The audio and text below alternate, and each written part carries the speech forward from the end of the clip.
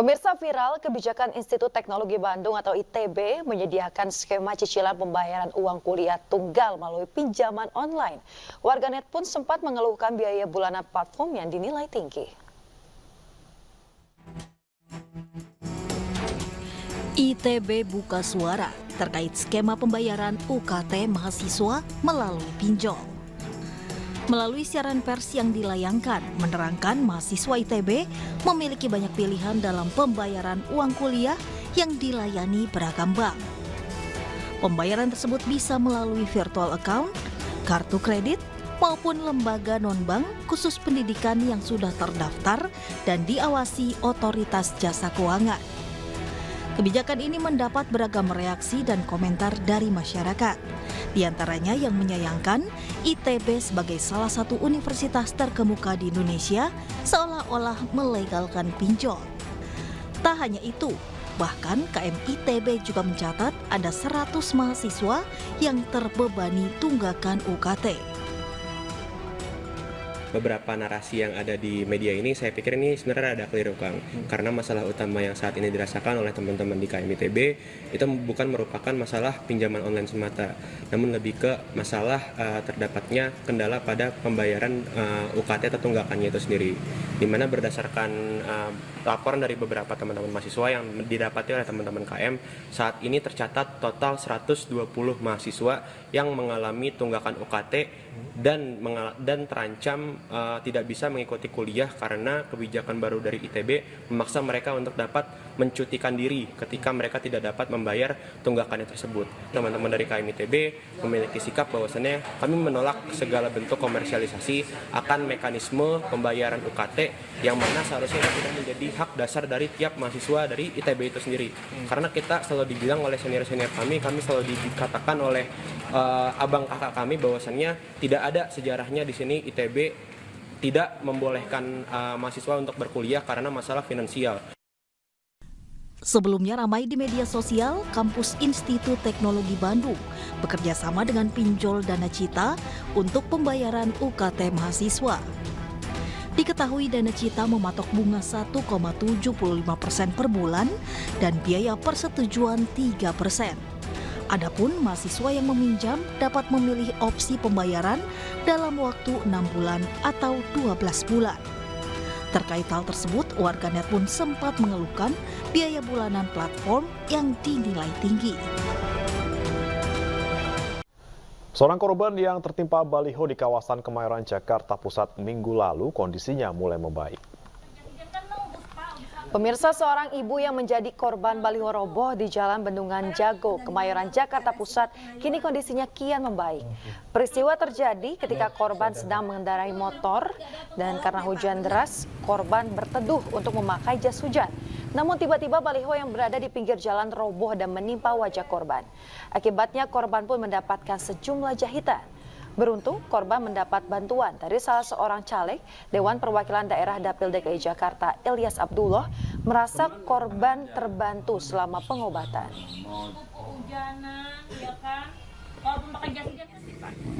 Sampai selesai, Bu, atau gimana, Bu? Sampai selesai ya, Pak ya?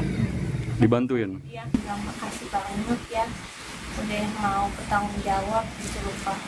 Soalnya banyak yang kena baliho tuh ada nggak bertanggung. Dinas Bina Marga dan Sumber Daya Air Kota Bekasi menutup sementara jembatan Cipendawa, Kota Bekasi, Jawa Barat. Penutupan ini akibat struktur jembatan yang ambles dan dinilai membahayakan pengendara yang melintas. Belakangan diketahui pemirsa, amblesnya jembatan ini akibat hilangnya puluhan baut yang dicuri.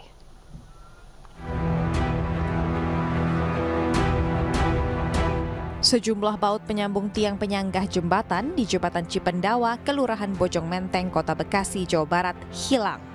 Akibatnya, struktur jembatan amblas membahayakan pengendara yang melintas.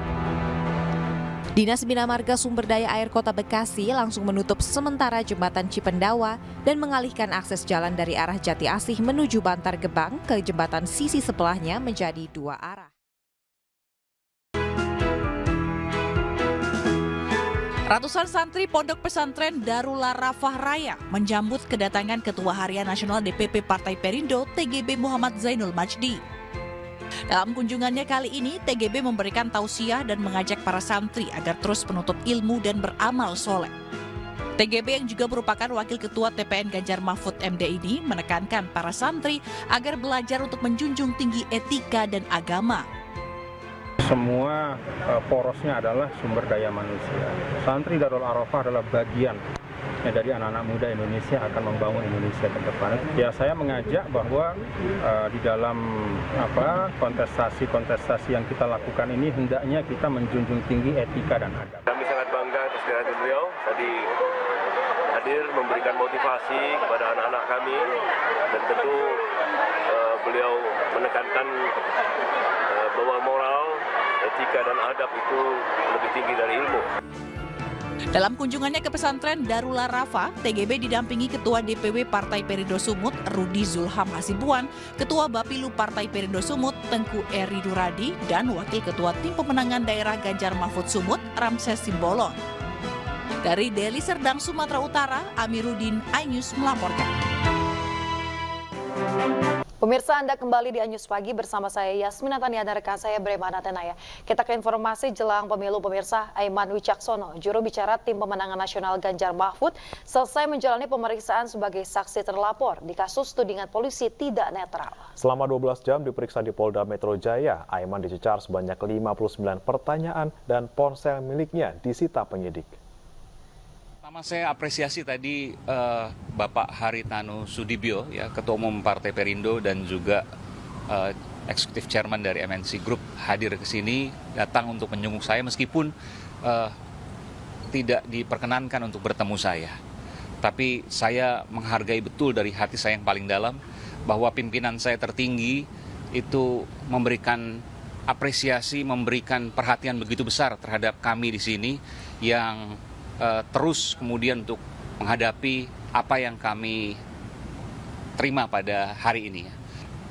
Saya harus sampaikan, ya, walaupun handphone saya akhirnya harus disita, tapi saya berkomitmen untuk tidak akan menyebutkan siapa narasumber saya, karena saya meyakini mereka ini adalah orang-orang yang baik, yang wajib dilindungi identitasnya.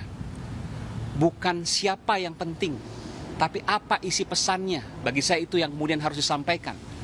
Bagian dari hal untuk ditindaklanjuti. Apakah itu benar ataukah itu salah, itu belakangan.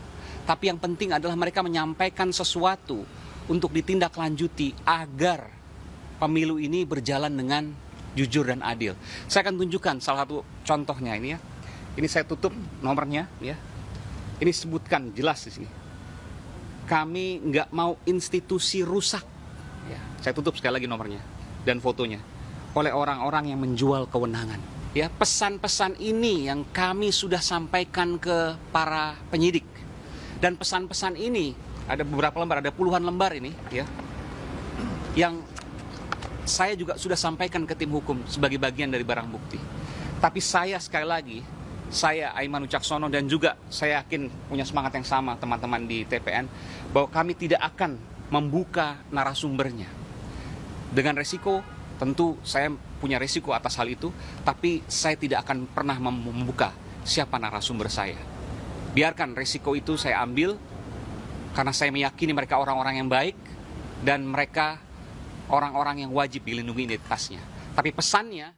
Pemirsa, sebelumnya Ketua Umum Partai Perindo Haritanu Sudibyo menyambangi Polda Metro Jaya. Haritanu mengaku kecewa karena setelah menunggu 1 jam tidak diperbolehkan masuk. Dari pagi tadi sampai jam 7 masih belum selesai. Makanya saya datang ke sini karena disampaikan oleh anak buah saya Aiman, dia dipanggil sebagai saksi, tapi HP-nya mau disita. Saya kan bingung. Saya teman banyak, sebagai saksi HP disita. Setahu saya kalau sudah tersangka baru boleh ada penyitaan. Makanya saya datang ke sini untuk menanyakan kenapa, bukan masalah takut HP disita, masalahnya ini Aiman kan sebagai warga negara. Dia punya hak, dia punya kewajiban.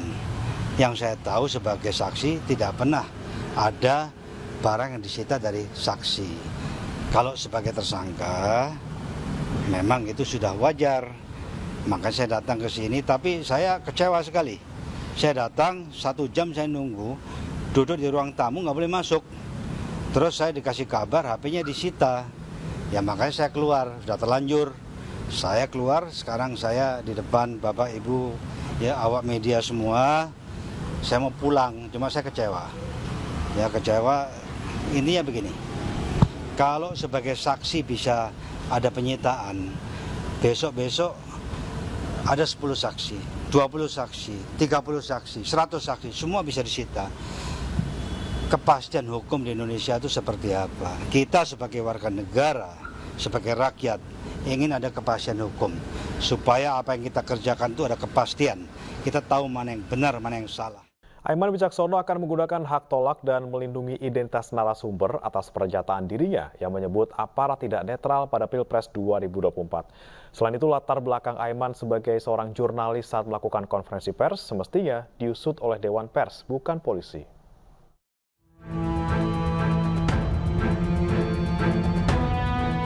Juru bicara TPN Ganjar Mahfud, Aiman Wicaksono kembali mendatangi penyidik di Treskrim Polda Metro Jaya untuk memenuhi pemeriksaan kedua kalinya terkait pernyataan Polri tidak netral.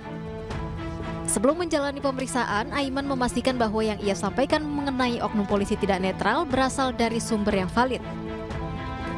Aiman dengan tegas akan menggunakan hak tolak untuk merahasiakan identitas narasumber yang menjadi pemberi informasi oknum Polri yang tidak netral. Karena saat dirinya menyampaikan hal tersebut masih berstatus sebagai wartawan. Ini kita mau minta verifikasi ya, karena pada saat saya menyampaikan informasi tersebut, status saya masih sebagai wartawan. Itu yang pertama. Kemudian yang kedua, bahwa narasumber yang menyampaikan informasi kepada saya itu menganggap saya juga sebagai wartawan. Dan narasumber itu nyata, ya bukan imajiner, bukan imajinasi. Nah, nanti biarkanlah Dewan Pers yang akan melakukan verifikasi itu. Maka saya akan menggunakan hak tolak untuk tidak menyampaikan narasumber saya. Karena saya yakin orang-orang yang menyampaikan informasi kepada saya dan menganggap saya sebagai wartawan ini adalah orang-orang yang baik. Orang-orang yang ingin tetap berada pada jalur yang baik gitu ya. Oleh karena itu mereka membantu untuk mengingatkan, sehingga saya wajib melindungi identitas mereka. Lebih lanjut, artikel yang memuat adanya unsur ketidaknetralan aparat juga dibuat oleh media nasional yang sempat dituntut. Namun Dewan Pers menyatakan bahwa majalah Tempo tidak bersalah. Dengan demikian, tim hukum TPN Ganjar Mahfud juga melaporkan hal ini ke Dewan Pers agar bisa ditentukan apakah hal ini merupakan tindak pidana atau bukan. Karena perlu diingat bahwa pada saat Saudara Aiman menyampaikan kritik tadi ya, itu Saudara Aiman masih berstatus sebagai wartawan. Nah karena itu menjadi kewenangan dari Dewan Pers untuk menilai apakah apa yang dikerjakan oleh Saudara Aiman ini merupakan tindak pidana atau tidak. Nah karena itulah kami melaporkan terlebih dahulu kepada Dewan Pers untuk Dewan Pers akan mengklarifikasi nanti, termasuk kepada sumber yang dimintai keterangan oleh Saudara Aiman dalam menyampaikan pernyataannya tersebut. Sebelumnya Polda Metro Jaya menerima 6 laporan terhadap Aiman. Buntut dari pernyataan adanya ketidaknetralan aparat pada Pilpres 2024 dengan mendukung salah satu paslon. Dari Jakarta, Chamar Haenda, Yudi Richard, Pandu Priyo, iNews melaporkan. Pemirsa, Jarnas Gamki Gama layangkan aduan dugaan pidana pemilu terhadap Jokowi di kantor Bawaslu kemarin sore. Barang bukti foto dan video Jokowi saat berpose 2 jari di dalam mobil kepresidenan dikantongi untuk memperkuat aduan.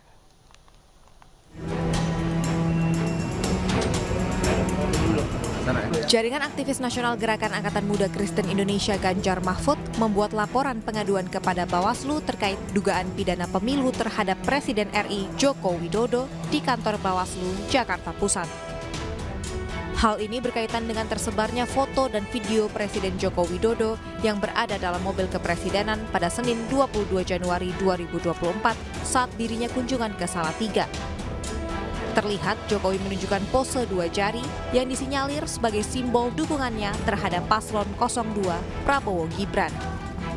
Jokowi dianggap menggunakan fasilitas negara dan bukan merupakan tim pemenangan Prabowo Gibran saat berpose dua jari tersebut. Nah, jadi Joko Widodo pada saat itu berada di mobil yang merupakan adalah fasilitas negara. Nah, ini yang bagi kami tidak boleh dilakukan oleh seorang kepala negara dan kepala pemerintahan, ya, karena Joko Widodo adalah kepala negara dan kepala pemerintahan, ya harus netral, tidak boleh menunjukkan simbol apapun, ya.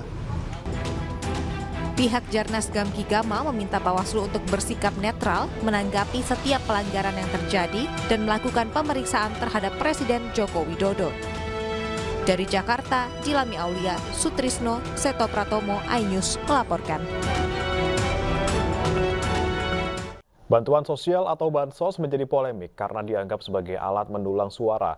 Wakil Presiden Ma'ruf Amin meminta masyarakat melapor ke Bawaslu jika menemukan bansos berstiker salah satu paslon di Pilpres 2024. Kebijakan penyaluran bantuan sosial atau bansos menuai polemik karena dilakukan saat masa kampanye. Sejumlah pihak menilai bantuan sosial dijadikan alat politik untuk mendulang suara di Pilpres 2024. Salah satunya terkait adanya bansos berstiker paslon nomor urut 2 yang viral di media sosial. Calon Wakil Presiden nomor urut 1 Muhaimin Iskandar menilai hal tersebut memalukan dan dianggap miskin etika. Itu memalukan, menunjukkan kemiskinan etis, kemiskinan etika.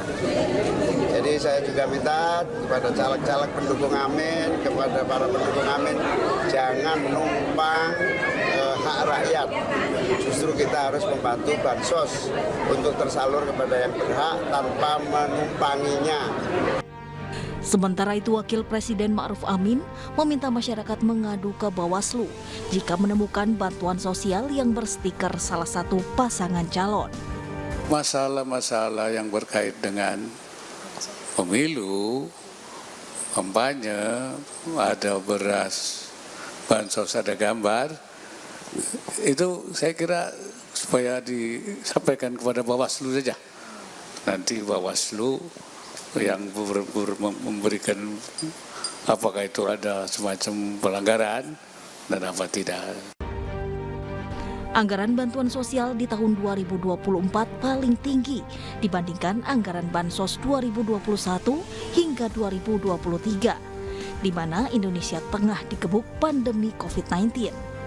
Pada tahun politik 2024, anggaran bansos mencapai 496,8 triliun rupiah. Pemirsa, Komisi Pemilihan Umum Republik Indonesia angkat suara terkait pernyataan Presiden Jokowi yang menyatakan Presiden boleh melakukan kampanye dan berpihak di Pilpres 2024. Menurut KPU, Presiden harus mengajukan cuti selama kampanye.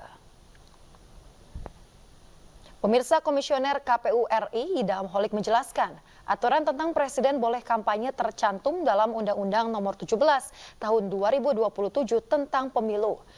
Namun, menurut Idham, Presiden boleh berkampanye tanpa menggunakan fasilitas negara selain pengamanan kepresidenan. KPU juga menyebut pihaknya telah menyosialisasikan tentang aturan kampanye pejabat.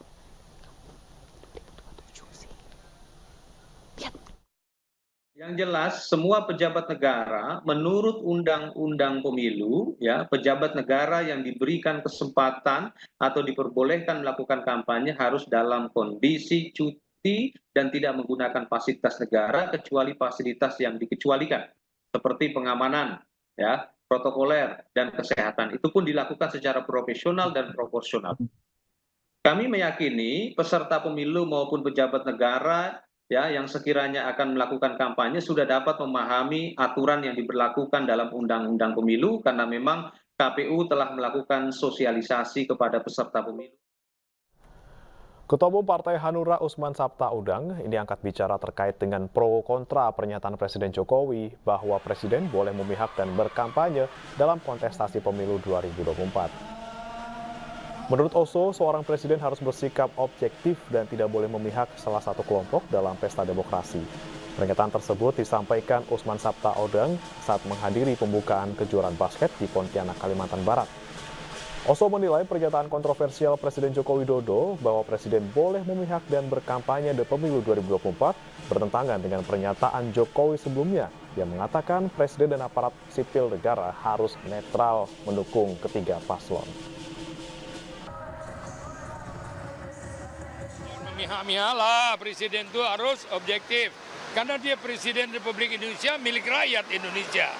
Jangan berpihak pada satu kelompok. Saya juga berpihak kepada Presiden karena dia Presiden saya.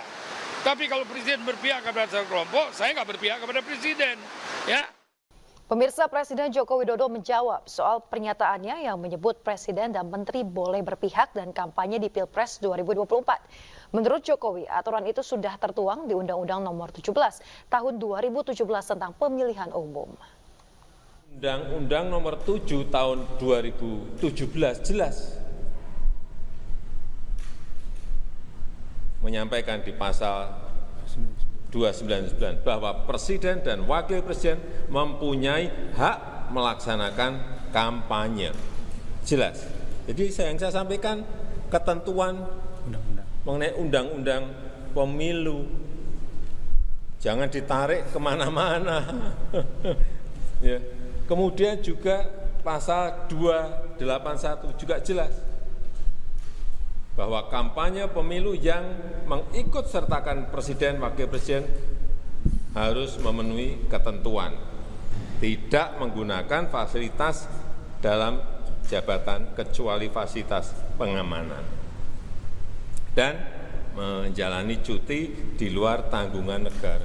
Udah jelas semuanya kok. Sekali lagi jangan ditarik.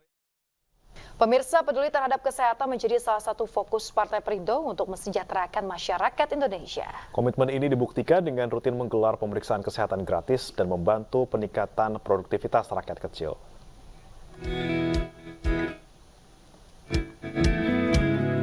Ratusan warga di RW 08 Kampung Pulo, Pancoran Mas, Kota Depok, sangat antusias mengikuti pemeriksaan mata gratis dan bazar kacamata murah yang digelar caleg DPRD Kota Depok Dapil 1 Partai Perindo, Rere Tati Sri Hardina. Selain diperiksa kesehatan matanya, masyarakat yang didominasi para lansia ini dapat membeli kacamata murah seharga Rp2.000. Dalam kesempatan ini, masyarakat juga menyampaikan aspirasi untuk diperjuangkan caleg Partai Perindo. Aspirasinya ada beberapa ya, misalnya tentang kesehatan yang susahnya sekarang ini para mereka yang kadang terpojok kalau mereka lagi sakit dan susah administrasinya, itu yang pertama. Dan yang kedua adalah masalah pendidikan. Mereka sangat menginginkan dan mengharapkan sekali adanya sekolah negeri di Pancoran Mas ini, karena kita cuma hanya punya satu SMA negeri yang di Pancoran Mas. Sementara itu di Medan, ratusan penarik beca motor menyatakan dukungannya kepada Partai Perindo dan siap memenangkan Rudi Zulham Hasibuan untuk DPRD Sumatera Utara. Makanya kami juga memohon pada Pak Rudi supaya sulit dan segala urusan better-betternya. Ya, nantinya mengurus seperti kelahiran anak-anak, pemuda,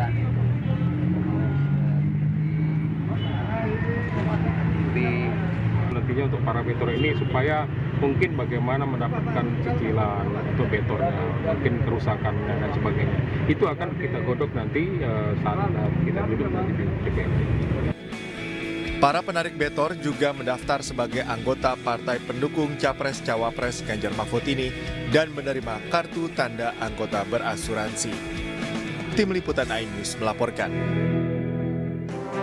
Pemirsa, atlet biliar dalam negeri sangat bangga mengikuti turnamen biliar kelas dunia Indonesia International Open 2024 yang digelar di Park Hyatt, Jakarta. Selain mengasah kemampuan, turnamen ini dapat memberikan segudang pengalaman bagi para atlet biliar.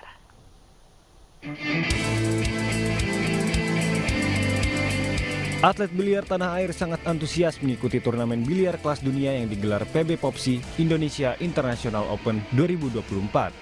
Para atlet ini sangat bangga kepada PB Popsi yang mampu menghadirkan turnamen bertaraf internasional. Event-event kelas dunia ini sangat dibutuhkan para atlet biliar dalam negeri agar mereka mampu menimba ilmu dan pengalaman bertanding dengan para pebiliar dari berbagai belahan dunia.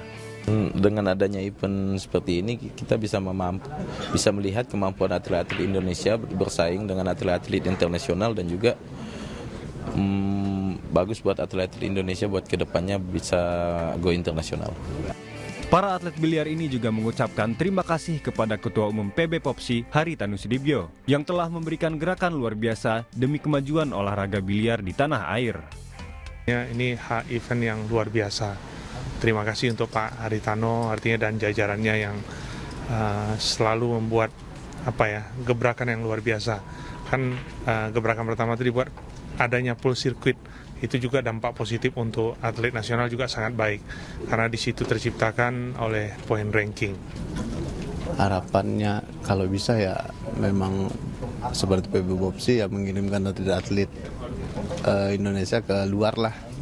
Harus lebih sering aja, jangan dibiarin di pertandingan lokal lah ya.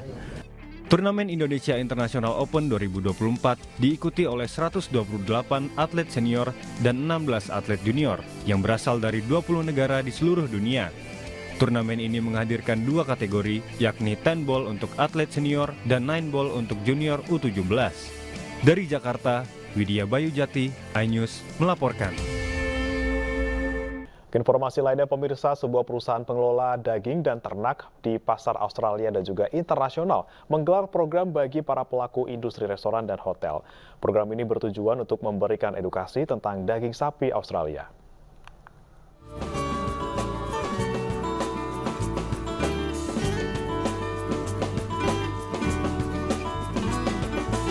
Perusahaan pengelola daging dan ternak di pasar Australia dan internasional, Meat and Livestock Australia atau MLA, menggelar program Aussie Meat Academy.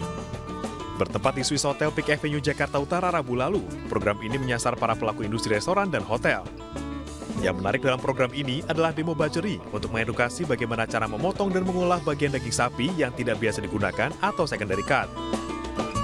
Harapannya terus terang kita sebagai pelaku industri otomatis yang kita cari adalah keuntungan, ya.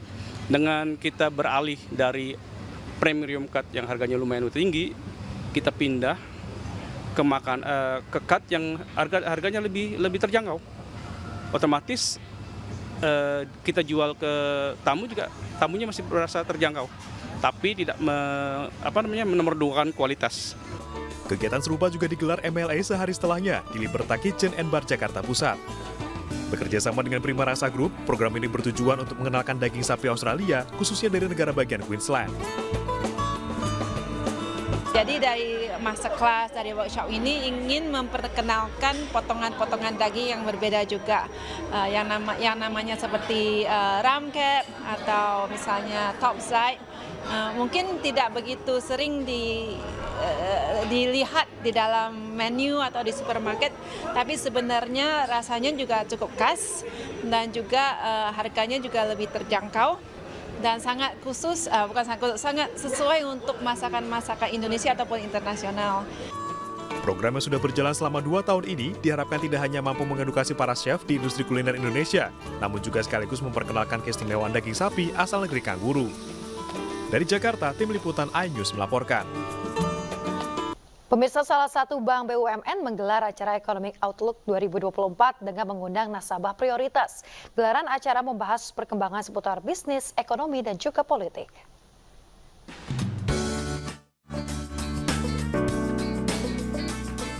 PT Bank Tabungan Negara Persero Tbk kembali melakukan Economic Outlook 2024 dengan mengusung tema Embarking the Next Chapter di Jakarta Kamis malam.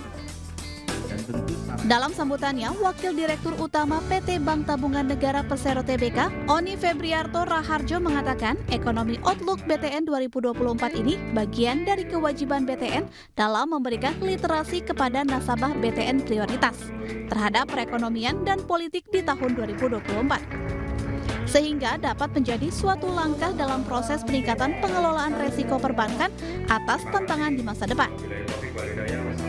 Mana acara ini dihadiri oleh nasabah setia kami, BTN Prioritas, dan ini bagian dari kewajiban Bank BTN dalam memberikan literasi keuangan dan loyalty kepada nasabah-nasabah Bank BTN, gitu ya. Jadi ini acaranya sangat menarik, ada banyak materi yang saya yakin dan percaya ini akan membawa manfaat untuk nasabah-nasabah kita.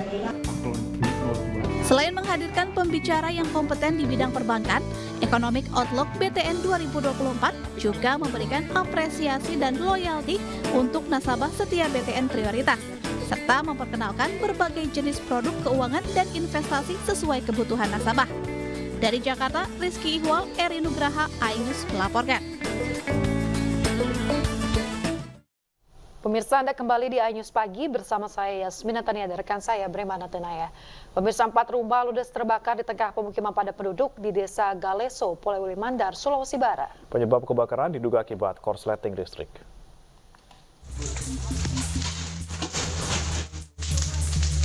Sudah 2 rumah bosku, sudah 2 rumah.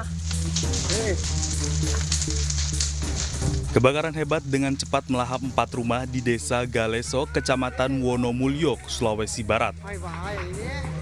Kobaran api yang menghanguskan rumah panggung dan rumah semi permanen ini semakin besar, hanya dalam waktu singkat. Warga terlihat berlarian menyelamatkan barang berharga mereka karena takut terbakar. Pemadam kebakaran tiba di lokasi kejadian 1 jam setelah api berkobar dan menghanguskan 4 rumah.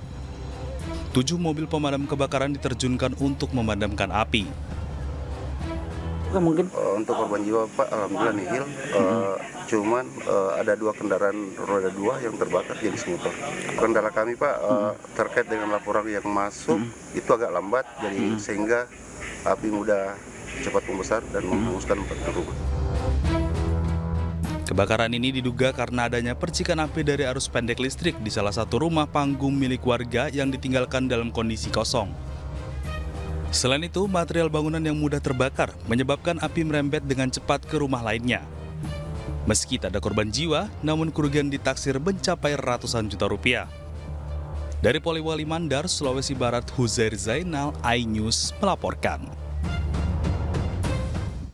Pemirsa, selebgram sekaligus pemeran film dewasa Siska E resmi ditahan Polda Metro Jaya selama 20 hari ke depan. Penahanan dilakukan lantaran ia dinilai tidak kooperatif dan terus mangkir selama penyidikan.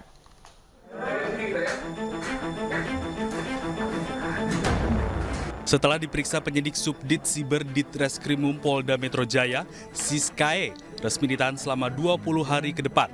Penahanan dilakukan bertujuan untuk memudahkan penyidikan kasus film porno yang menyeret Siska E. Karena saudari S patut diduga atau disangka melakukan tindak pidana dengan sengaja atau dengan persetujuan dirinya melakukan kegiatan-kegiatan yang bermuatan pornografi. Selain itu, pengacara Siska E, Tovan Agung Ginting, telah mengajukan surat penangguhan penahanan untuk Siska E. Penangguhan penahanan diajukan dengan alasan Siska E sedang menderita gangguan jiwa. Ada pertimbangan yang mungkin kita akan mohonkan kepada Bapak Wadir, kepada Dir Reskrimsus Polda Metro Jaya, itu terkait karena Siska E juga sedang mengalami sakit. Ada sakit yang memang menurut informasinya, tapi kita belum menerima surat dari rumah sakit bahwasanya Siskanya ada mengalami gangguan jiwa, seperti itu dia. Penyidik Ditreskrimsus Polda Metro Jaya telah menerima surat permohonan penangguhan penahanan untuk Siska E, namun penyidik masih mempertimbangkan surat permohonan tersebut. Sebelumnya, selebgram sekaligus pemeran film porno dalam kasus rumah produksi film porno di Jakarta Selatan, Siska E, dijemput paksa oleh penyidik di salah satu apartemen di kawasan Sleman, Yogyakarta pada Rabu pagi. Jemput paksa dilakukan penyidik lantaran Siska E mangkir saat akan diperiksa sebagai tersangka terkait kasus tersebut. Tim Liputan iNews melaporkan.